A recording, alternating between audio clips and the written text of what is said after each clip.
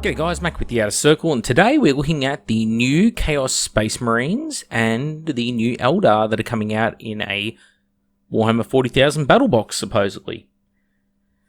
Well, I have complained for a long time about the lack of certain plastics for Chaos, such as Chosen, and of course I've complained about the Eldar and done a What Broke the Fans special just on them, due to the state of their basically entire range, where heaps of the range is from the 1990s. In fact, most of the Phoenix Lords and all that, they're all from the and Exarchs and Specialist Units, Aspect Warriors, all from 1994 basically. So, and the fact that some of it at least is getting an update, I can only praise.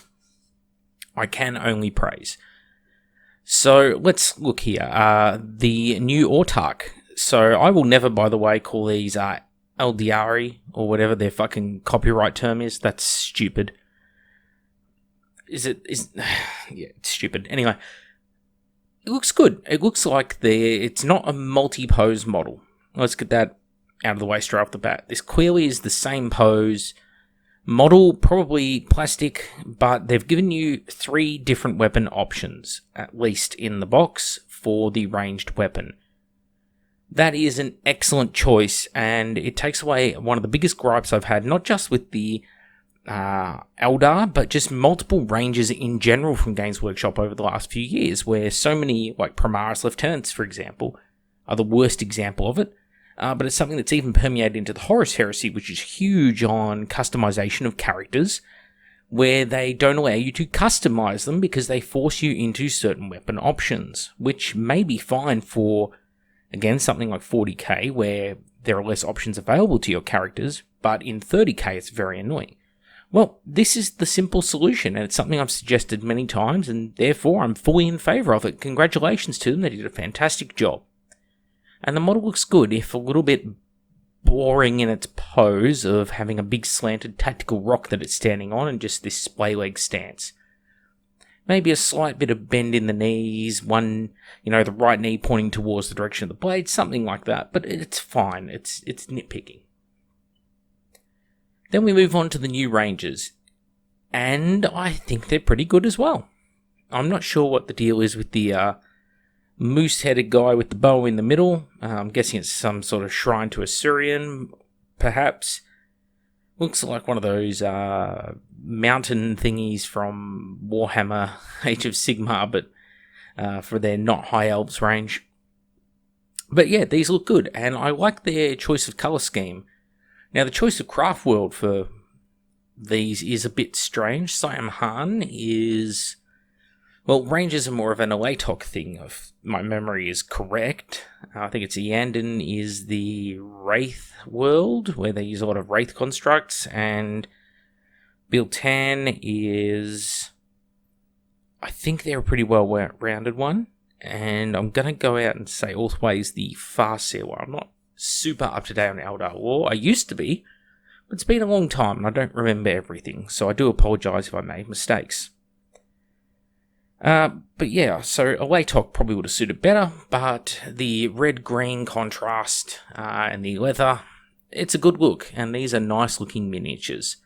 Just a pity about the multiple tactical rocks. I will never not think that models are better without a tactical rock. Leave it up to the person building the kits to decide for themselves what they want, don't just force them into it. But that's, again, it's a nitpick. If that's the worst thing I've got to say about it, that should tell you it's a pretty damn good release. Then we get to these jet bikes. I'm pretty mixed on this. Ranges on jet bikes kind of defeats the purpose of ranges with, sniper rifles and such. I get the idea of using bikes for reconnaissance and such, but this is the Eldar. They have much more specialised ways of doing reconnaissance. I mean, this guy up here has a little drone. So why do they need reconnaissance jet bikes? Just a strange choice. And having the paired squad, it's not like they're shooting... Well, I was going to say it's not like they're shooting sniper rifles off the back, but that'll be their rules, that they're shooting sniper rifles off the back. So it goes to show what I know. Not my favourite aesthetic. If you were going to do anything, I would redo something like the Shining Spears would have been probably a better look for this box, but it is what it is. Not terrible, I just don't see the need for it, and I think they look nice and they're well sculpted. So again, kudos to them for that. Then we get to the Chaos half of the box, and I want to get back to that guy. Let's go to the Chosen. This guy in the middle here looks very much like one of the older Chosen miniatures from a previous edition. Looks like one of the guys. The helmet looks very much like the Chaos Lord that came with the was it the Crimson something or other? The Crimson Slaughter? Sounds familiar? The 6th edition starter set. The Lord in that has basically that helmet. It's a cool little design. I like the touches of weapons, and these guys do look like Chosen. And I think with using this squad, maybe some bits and pieces of the regular Chaos Space Marines and mix and matching, and you could make some really unique looking Chosen. That said, they are a little bit on the busy side for me, and whilst yes, Chaos Chosen should have more going on than the regular guy, it's all about how you do it.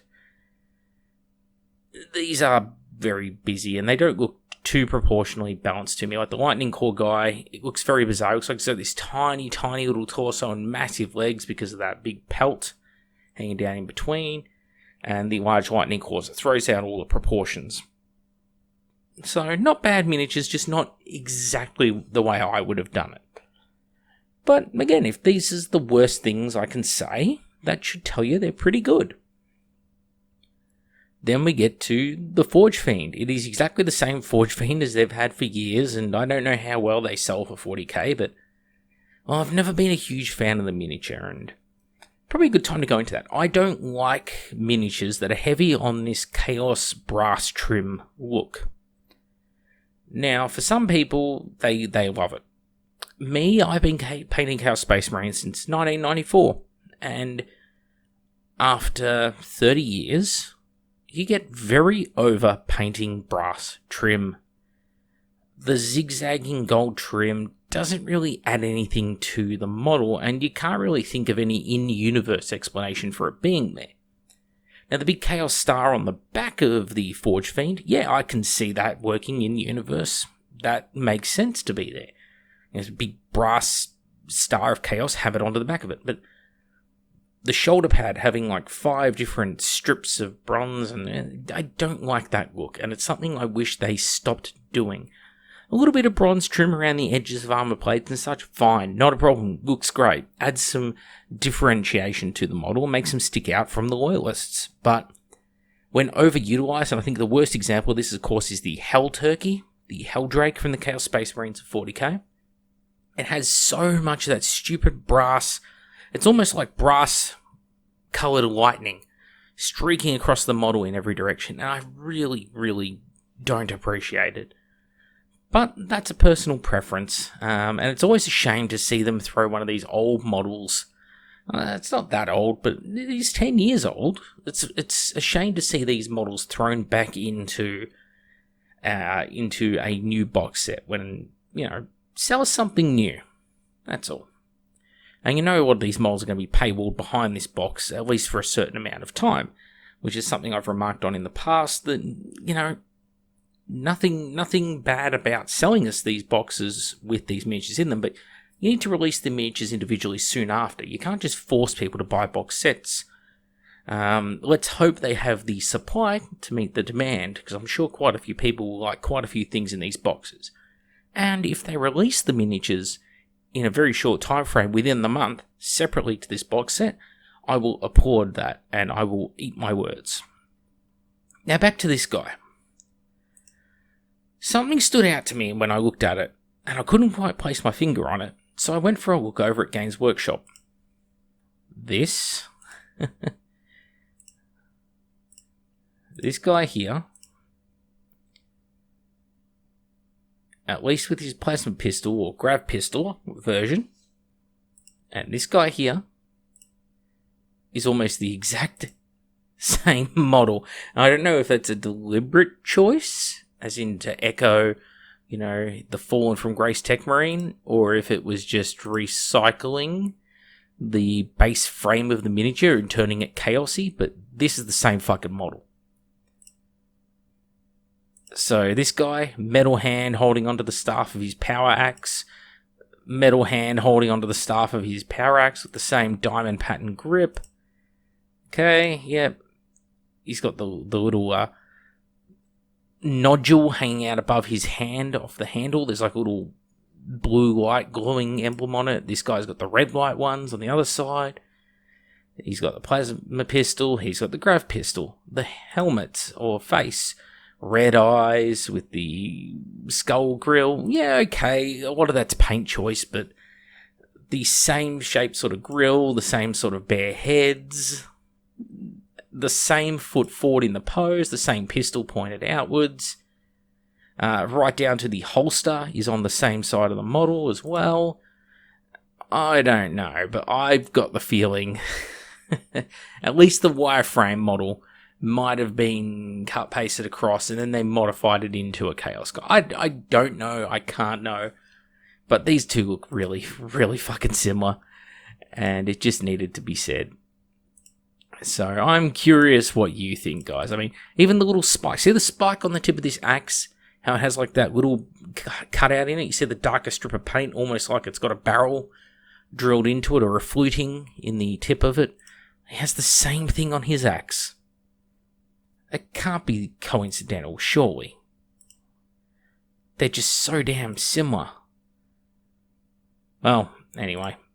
Minor point, because I do really like the miniature. And it looks very good and very chaosy.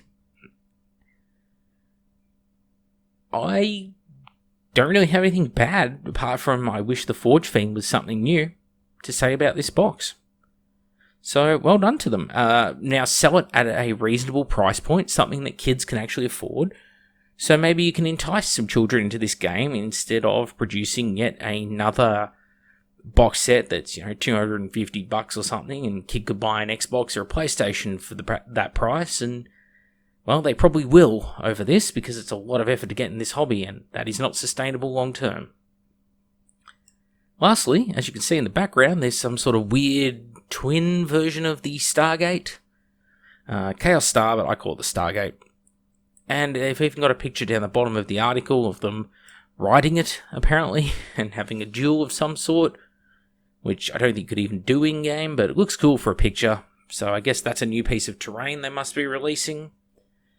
Specifically alongside either this release or the future Chaos release. So good stuff, good times ahead in this regard. But like I said, it's a cool little Christmas idea. Now make it happen, make it achievable, make it something people can afford. Don't paywall that shit and don't screw people around.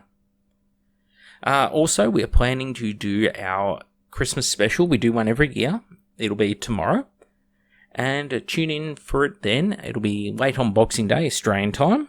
It'll be early Boxing Day for many of the rest of you. So, should have myself, Kat, maybe a few guests joining us. We'll see how we go. Thank you all for watching this episode, and I'll see you all on the next one.